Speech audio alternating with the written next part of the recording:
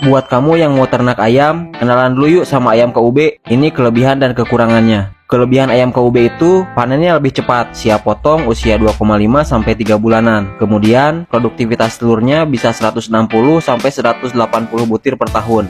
Daya tahan tubuhnya lebih baik dibanding ayam ras dan rasanya tetap kampung, cocok buat pecinta ayam lokal. Kemudian untuk kekurangannya, ukurannya masih lebih kecil daripada ayam ras pedaging. Perlu manajemen yang rapi biar hasilnya optimal. Dan yang terakhir, segmen pasarnya belum begitu banyak karena masih ada orang yang belum tahu tentang ayam KUB. Kalau kamu mau ternak kecil-kecilan tapi hasilnya maksimal, ayam KUB ini bisa jadi pilihan. Mau belajar bareng ternak ayam KUB? Jangan lupa follow terus akun ini ya.